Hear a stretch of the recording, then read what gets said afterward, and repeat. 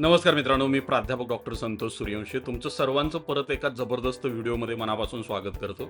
मित्रांनो, मी जर तुम्हाला म्हटलं नोकरी लागल्यानंतर फक्त आणि फक्त 10 वर्ष इन्व्हेस्टमेंट करा आणि एकदा जर तुम्ही 10 वर्ष इन्व्हेस्टमेंट केली त्यानंतर जर तुम्हाला लाईफ टाइम कमीत कमी 1 लाखाचा जर पगार मिळाला तर कसं वाटेल? भारी वाटेल ना. पण मित्रांनो, त्यासाठी प्लॅनिंग, त्यासाठी माइंडसेट खूप गरजेचं आहे. त्यासाठी प्रॉपर ॲडवायझर असणं देखील तितकंच गरजेचं आहे. आणि आपलं गोल जर प्रॉपर डिफाईन असेल, आपल्याला कुठं जायचं हे जर आपल्याला माहित असेल, तर मित्रांनो त्या डायरेक्शननं इन्व्हेस्टमेंट करणं, त्या डायरेक्शननं ॲसेट क्लास निवडणं आणि त्या डायरेक्शननं प्लॅनिंग करणं हे खूप इझी जातं. आणि आज या व्हिडिओमध्ये तुम्हाला हेच सांगणार आहे. 50-30-20 चा जो फॉर्म्युला पूर्ण जगभरामध्ये फायनान्ससाठी वापरला जातो, पण या फॉर्म्युलामध्ये आपण एक ट्विस्ट केलाय. ट्विस्ट काय केलाय? फक्त 10च वर्ष इन्व्हेस्टमेंट करायची. आता बघा, तुम्ही LIC ची पॉलिसी घ्यायला गेला तर त्या ठिकाणी सांगितलं तर 20 वर्ष 25 वर्ष पैसे भरा. बाकीच्या म्युच्युअल फंड ॲडवायझरकडे गेला तर ते सांगतील बाबा 25 वर्ष 30 वर्ष इन्व्हेस्टमेंट करा, 30 वर्षानंतर 1 कोटीचा फंड तयार होईल. पण मी तुम्हाला तसं सांगणार नाही. फक्त 10च वर्ष SIP करा, पण 10 वर्षाची SIP देखील तुम्हाला लाईफ टाइम 1 लाखाचा पेन्शन तयार करून जर देत असेल तर या प्लॅनचा तुम्ही नक्की विचार केला पाहिजे. आणि मित्रांनो, हे करण्यासाठी तुम्हाला कुठेही जायची गरज नाही. तुम्ही तुमच्या डीमॅट अकाउंट मधून हे सगळं करू शकता. आणि ते कसं करायचं हे जर तुम्हाला माझी मदत लागत असेल त्यासाठी, तर तुम्ही मला कधीही कॉल करू शकता. आता बघा मित्रांनो, सिंपल, आपल्याला नोकरी लागते. मग कधी नोकरी लागते? ॲव्हरेजली आपलं ग्रॅज्युएशन होतं. ग्रॅज्युएशन झाल्यानंतर काही लोकांना लगेच नोकरी लागते, काही लोकांना थोडं 3-4 वर्ष प्रयत्न देखील करावा लागतो, स्ट्रगल करावा लागतो. आणि प्रत्येकाच्या लाईफमध्ये स्ट्रगल हा असतोच. बघा मित्रांनो, एकदा स्ट्रगल संपला, या स्ट्रगलच्या दरम्यान आपण अशा पद्धतीचं जीवन जगलेलं असतो. प्रत्येक ठिकाणी आपण ऍडजस्टमेंट केलेलं असते, प्रत्येक ठिकाणी आपण आपल्या अपेक्षा मारलेल्या असतात. त्यामुळे आपल्याला काय वाटतं, नोकरी लागलं का नाही, मला आता नोकरी लागल्या ना तर आता मी माझ्या सगळ्या अपेक्षा पूर्ण करणार, मी माझ्या सगळ्या इच्छा पूर्ण करणार, मी जबरदस्त लाईफस्टाईल मध्ये जीवन जगणार. मित्रांनो, हा जो माइंडसेट आहे ना, तुम्हाला पुढलं 30 वर्ष संघर्ष करण्यासाठी मजबूर करतो. मित्रांनो बघा, तुम्ही असं पण तसं पण नोकरी लागेपर्यंत संघर्ष करत असता, कमी अधिक प्रमाणात. काही जणांच्या आयुष्यामध्ये खूप मोठा संघर्ष वाटायला येतो, तर काही लोकांच्या आयुष्यामध्ये खूप नगण्य असा संघर्ष असतो. मग मला सांगा, आपण असं गृहीत धरलं की बाबा पुढलं 10 वर्ष आपल्याला अजून संघर्ष करायचा आहे नोकरी लागल्यानंतर देखील. पण संघर्ष म्हणजे फक्त आपण आपल्या काही अपेक्षा या ठिकाणी मारणार आहोत. आपला जो पगार येतोय तो आपण बिनधास्त खर्च करणार आहोत. जवळपास 50% पैसा हा आपल्या गरजांवरतीच खर्च करणार आहोत. जसं की रोजचं खाणं पिणं असेल, फिरणं असेल, गाडीचं पेट्रोल डिझेल असेल, घरामधला सगळा खर्च असेल, मुलांचा खर्च असेल, बायकोचा खर्च असेल, आई वडिलांचा खर्च, हे सगळं आपण पूर्ण करणार आहे. हे पहिल्यांदा लक्षात घ्या. म्हणजे 50% अमाऊंट आपण आपल्या गरजांवरतीच खर्च करणार आहे. राहिलेल्या 50% अमाऊंट मध्ये काय करणार आहे माहिती आहे? तब्बल 30% अमाऊंट आपण कशासाठी देणार आहे माहिती आहे का? आपल्या इच्छा. ज्या पाठीमागच्या 20-25 वर्षात आपण आपल्या इच्छा मारलेत, आपल्याला कुठं तर फिरायला जायचं होतं, पण पैशा अभावी आपण ते टाळलेलं होतं. पण आता नाही टाळायचं. जबरदस्तीनं प्रत्येक वर्षी पगार जेवढा येतोय ना, त्यातला 30% पैसा दाबून खर्च करायचा. जोपर्यंत तुम्ही पैसा दाबून खर्च करणार नाही ना, तोपर्यंत दाबून पैसा तुमच्याकडे बिलकुल येणार नाही. त्यामुळं हॉटेलिंगला जायचं असेल तर ते बिनधास्त करा, ट्रेकिंगला जायचं असेल तर तिकडं जा, गोव्याला जाऊन फिरायचं असेल तर बिनधास्त फिरा, काही टेन्शन घेऊ नका. का? कारण आपण 30% पैसा खर्च करणारच आहे. जेवढा आपण आपल्या गरजांवरती पैसा खर्च करतो, जेवढा आपण आपल्या इच्छांवरती पैसा खर्च करतो ना, तितकाच सिरियसपणे आपण 20% पैसा हा इन्व्हेस्टमेंटसाठी देखील वापरणार आहे. आता कसं प्लॅनिंग करायचं ते सांगतो. बघा, ॲव्हरेजली आपल्या देशात जर विचार केला तर साधारणतः तुम्हाला नोकरी लागल्यानंतर सध्या ॲव्हरेजली 20, 25, 30 हजार रुपये पगार सहजासहजी मिळतो. काही ठिकाणी काही लोकांसाठी 25,000 पगार हा खूप मोठा असू शकतो.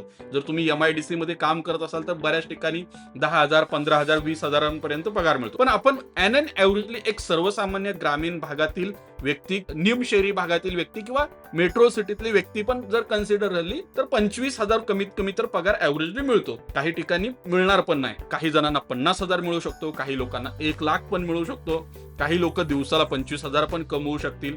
आता पगारापर्यंत ठीक आहे. आपला 25,000 पगार आहे असं गृहीत धरलं तर आपण आपल्या गरजांवरती 12,500 रुपये प्रत्येक महिन्याला काय करणार? खर्च करणार. त्याचबरोबर 7,500 रुपये आपण आपल्या इच्छांवरती देखील खर्च करणार आणि फक्त 5,000 इन्व्हेस्टमेंट करणार. मी तुम्हाला काय सांगत होतो, आपल्याला जी इन्व्हेस्टमेंट करायची ही किती वर्ष करायचे, फक्त 10 वर्ष इन्व्हेस्टमेंट करायचे. मग 10 वर्ष इन्व्हेस्टमेंट करायचे असेल तर मग तो फंड कसा तयार होणार? बघा मित्रांनो, आपल्या इकडं प्रायव्हेट सेक्टरचा जर विचार केला, गव्हर्नमेंट सेक्टरमध्ये थोडा हा प्रॉब्लेम असू शकतो. प्रायव्हेट सेक्टरमध्ये जर तुम्ही काम करत असाल आणि तुमच्याकडे थोडंफार स्किल असेल, काही ठिकाणी बिलकुल सॅलरी हाईक होत नाहीये, पण काही ठिकाणी प्रायव्हेट सेक्टरमध्ये बऱ्यापैकी सॅलरी वाढते. आपण असं गृहीत धरू, या वर्षी नोकरी लागली आणि प्रत्येक वर्षी आपल्याला 10% पगार वाढ मिळणार आहे. ऍव्हरेजली आपल्या देशाचा जर विचार केला तर 8 ते 9% पगार वाढ हा प्रत्येक वर्षी होते. पण असं गृहीत धरू की पहिल्या वर्षी आपली 9%ची पगार वाढ झाली. 25,000चा पगार आपला किती झाला? 27,250. आपण काय करणार? याच्या 50% अमाऊंट स्वतःच्या गरजांसाठी खर्च करणार, म्हणजे 13,625. आणि काय करणार हो आपण? 8,175 रुपये स्वतःच्या इच्छांसाठी खर्च करणार. सर्वात इंटरेस्टिंग काय माहितीये का? आपण पहिल्या वर्षी नोकरीला लागल्यानंतर एक चांगला ऍडवायझर बघितला आणि त्याच्या मार्फत 5,000ची SIP सुरू केली. प्रॉपर डायव्हर्सिफिकेशन करून, प्रॉपर ऍसेट क्लासची निवड करून, प्रॉपर रिस्क प्रोफाइलिंग करून आपण निवडलं. आता पुढल्या वर्षी काय झालं? आपला पगार 10% वाढला, जवळपास 9% आपला पुढल्या वर्षी पगार वाढला. मग आपण काय केलं? पगाराच्या 20% इन्व्हेस्टमेंट करणार आहे. मग किती इन्व्हेस्टमेंट झाली? 5,450 रुपयाने आपली SIP ची अमाऊंट वाढली. असं गृहीत धरा की पुढल्या वर्षी परत तुम्हाला 10%ची इन्क्रीमेंट मिळाली, तर आता पुढल्या वर्षी पगार किती होईल? 29,975 होईल. असं गृहीत धरा तुम्ही खूप ऍक्टिव्हली काम करताय, तुमच्याकडे कॅपॅबिलिटी आहे, तुम्ही ऑफिसला दाखवून देऊ शकता की नाही, माझी जबाबदारी मी ज्या ठिकाणी काम करतोय ना त्याच्यावरती आहे.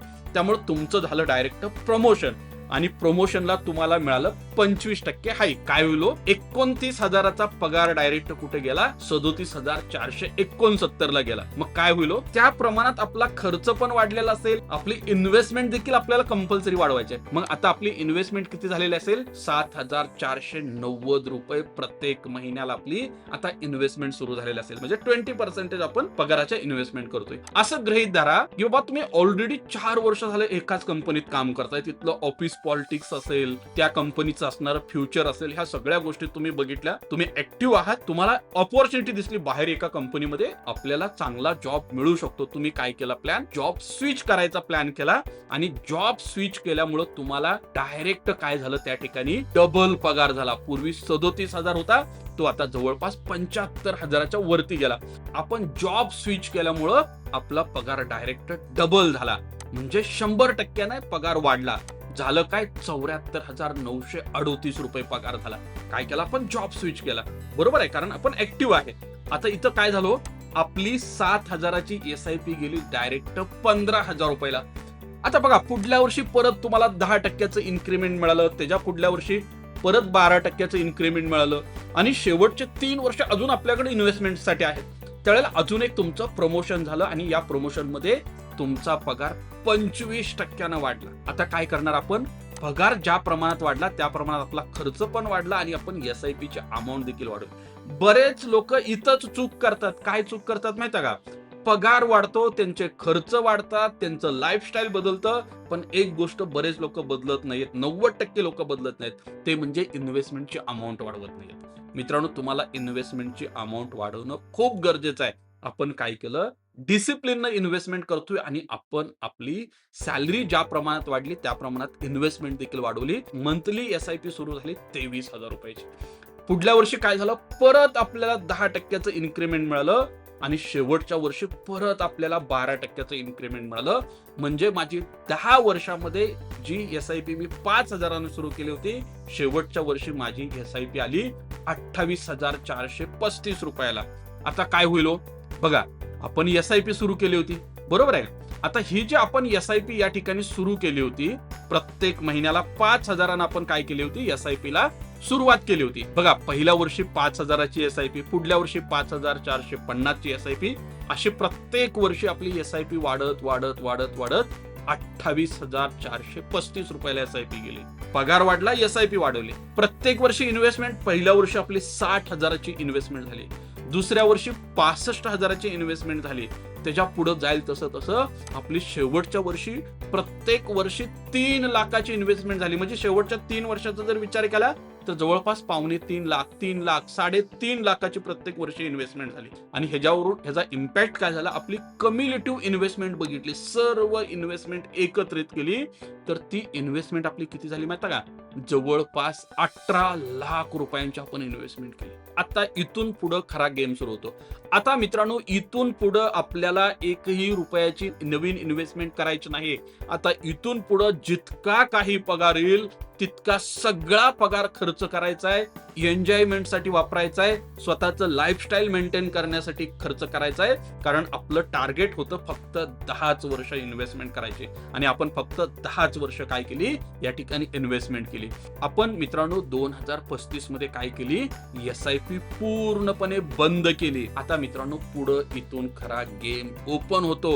SIP ची इन्व्हेस्टमेंट थांबले, पण आपले रिटर्न आपण काय करतोय, फक्त 12% रिटर्न. इंडेक्सचे जे रिटर्न आहेत ना, तेच देखील पकडत नाहीये आपण. मित्रांनो या ठिकाणी जर 13% रिटर्न पकडले, काय सांगतोय मी, आपण इंडेक्स मध्ये इन्व्हेस्टमेंट केली, फक्त इंडेक्स मध्ये 13% जर रिटर्न मिळालं, तर काय होईल, आपला कॉर्पस कशा पद्धतीनं ग्रोथ होतोय बघा. ज्या वेळेला तुम्ही 10 वर्षानंतर SIP थांबवाल, त्यावेळेला तुमची जी इन्व्हेस्टमेंट होती ती 18 लाख रुपये होती. त्याचा फंड किती झालेला असेल माहिती का, 30 लाख रुपये फंड झालेला असेल. मित्रांनो या 30 लाखामध्ये एक 1 BHK तुम्ही प्रॉपर सिटी मध्ये घेऊ शकता. पण आपला प्लॅन 1 BHK 2 BHK घेणं हा बिलकुल नाहीये. आपला प्लॅन आहे कमीत कमी मंथली 1 लाखाचा आपल्याला पगार घ्यायचा आहे. बघा मित्रांनो, हा फंड जर आपला असाच वाढत गेला, पुढलं 10 वर्ष आपण as it is he 18 lakh रुपयाची इन्व्हेस्टमेंट होल्ड केली, तर मित्रांनो 2045 मध्ये तुमच्याकडे असतील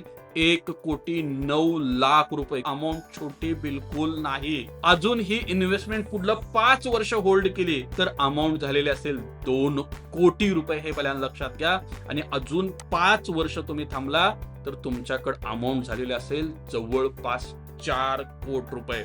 मित्रांनो या 4 कोटी मधून तुम्ही प्रत्येक महिन्याला 1 लाख रुपयाची पेन्शन इथून पुढे मरेपर्यंत घेऊ शकता. आणि इतकंच नाही मित्रांनो, तुम्ही मेल्यानंतर म्हणजे तुम्ही नसल्यानंतर तुमच्या फॅमिलीला देखील तितकीच पेन्शन भेटेल. आणि जर ते पैसे तुम्ही कुणीच मेन मुद्दल जर बाहेर नाही काढली तर मित्रांनो पुढल्या 700 पिढ्यांना तो पैसा संपणार नाही, इतका पैसा झालेला असेल. कारण प्रत्येक वेळेला मार्केट वाढत जाणार आहे, हे पहिल्यांदा लक्षात घ्या. आणि तुम्ही तिथून पुढे 10% जरी ग्रोथ रेट पकडली तरी देखील जवळपास 1 लाखापेक्षा जास्तीची पेन्शन तुम्हाला मिळू शकते, हे पहिल्यांदा लक्षात घ्या. त्यासाठी गरज कशाची आहे, तुमच्याकडे एक राईट ऍडवायझर असणं गरजेचं आहे, प्रॉपर डिसिप्लिन असणं गरजेचं आहे. आणि एक विजन ठेवून जर तुम्ही इन्व्हेस्टमेंटला सुरुवात केली तर मित्रांनो हे स्वप्न तुमचं देखील पूर्ण होऊ शकतं. आज मित्रांनो आपल्या इकडे काय केलं जातं, ग्रामीण भागामध्ये म्हणा किंवा शहरी भागामध्ये किंवा पूर्ण भारतीय कल्चरमध्ये, मुलांसाठी आपण बँकेमध्ये FD करतो, फ्लॅट घेऊन ठेवतो, घर घेऊन ठेवतो, जमीन घेऊन ठेवतो, बरोबर आहे मित्रांनो. ते पण तुम्ही करा, नाही असं नाही म्हणत मी, पण तुमच्याकडे सरप्लस अमाऊंट असेल तर या पद्धतीचा एक प्लॅन जरूर तुम्ही बनवा. त्या प्लॅनच्या माध्यमातून तुम्ही पुढल्या 4 नव पुढल्या 7 पिढ्यांचं कल्याण करू शकता.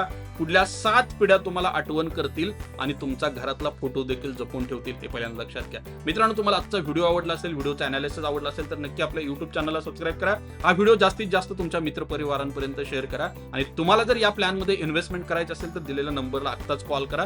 तुम्हाला मी स्वतः पर्सनली या संदर्भात गाईड करेल. धन्यवाद. Thank you. Investments in securities market are subject to market risks. Read all the related documents carefully before investing.